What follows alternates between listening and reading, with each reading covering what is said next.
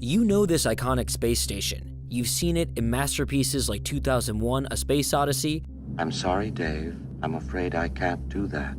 Campy Disney Channel original movies like Xenon Girl of the 21st Century. I'm gonna be in so much trouble. And gritty sci-fi thrillers like Elysium. But did you know that this fixture of our collective space consciousness has a dark past? It was originally presented not just as a waypoint for space exploration, but as an orbital battle station, a plan for a Cold War-era US superweapon that could shower atomic destruction down on any terrestrial enemy, like a real-life Death Star.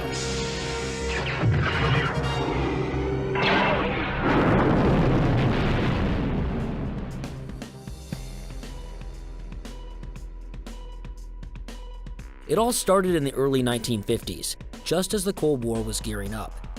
This was a tense time.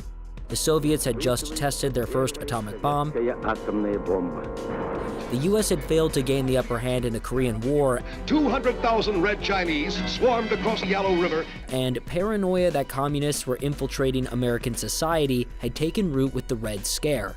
Communism will never gain a hold in America! Amidst anxiety that the US was losing ground, the popular Collier's magazine published a series on spaceflight, and it captured the American public's imagination. The series kicked off with whimsical depictions of a massive space station, showing men living and working on the final frontier. But it wasn't just fluff. Collier's had partnered with some of the best scientific minds in the US to create this series. And below the engaging illustrations, it had a serious tone. The series' opening text warned that the US must embark on building this station like a new Manhattan Project, aimed at securing for the West space superiority. If we don't, it reads, the Soviets will, and whoever fields this station first will control the Earth. The station was the brainchild of Wernher von Braun, a brilliant German rocket engineer who had come to work for the US after World War II. He explains the station on Walt Disney's anthology series, Disneyland, emphasizing its more family-friendly role as a jumping-off point for space exploration. This advanced base, or space station, will be headquarters for the final ascent to the moon. Our space satellite will have the shape of a wheel, measuring 200 feet across. The entire wheel will slowly rotate at 3 revolutions per minute.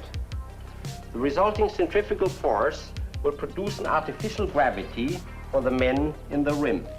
Von Braun pushed the idea as the next logical high ground. Go up into space, get out of reach of Soviet fighter planes and missiles, then, once you're up there, furnish your untouchable station with telescopes that can surveil every Soviet move and nukes that can retaliate against any Soviet attack. Military reconnaissance experts, aided by powerful optical and radar telescopes, will observe every point on the globe. Or better yet, maybe even let all your adversaries know that preemptive nuclear strikes are on the table, imposing an American-dominated peace, or as von Braun called it, a Pax Americana, upon the world.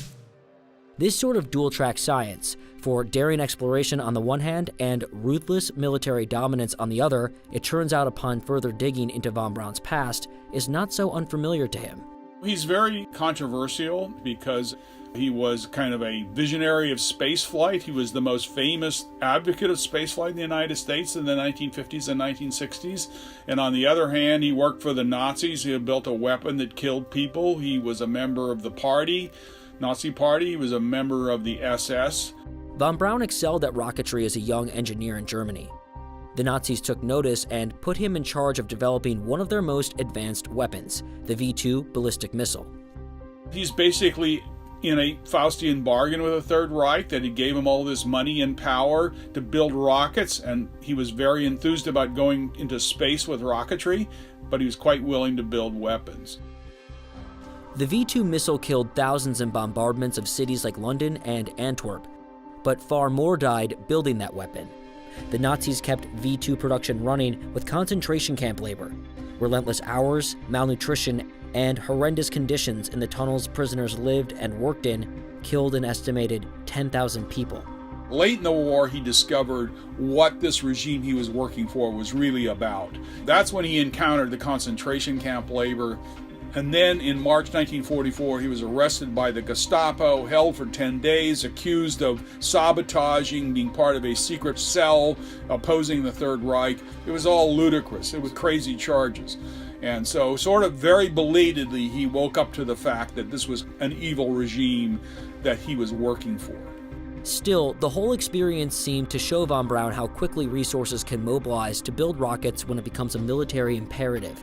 In the final days of the Third Reich, von Braun and scores of his scientists surrendered to the Allies. Hungry for his V-2 technology, the US government whisked von Braun and his team back to America as part of Operation Paperclip. The government also scrubbed the most shameful aspects of his past from public record, burying them deep in classified files. So back in 1952, von Braun was pushing both the military and scientific cases for his station.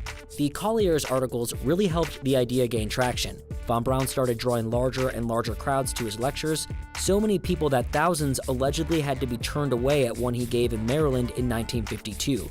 He then presented his idea to a blue-ribbon Washington audience, and the president of the Temple University Research Institute soon attempted to back-channel the station idea to US President Harry Truman, who allegedly demonstrated interest. But the idea struggled to gain traction within the US government. The defense establishment never liked von Braun's idea that much.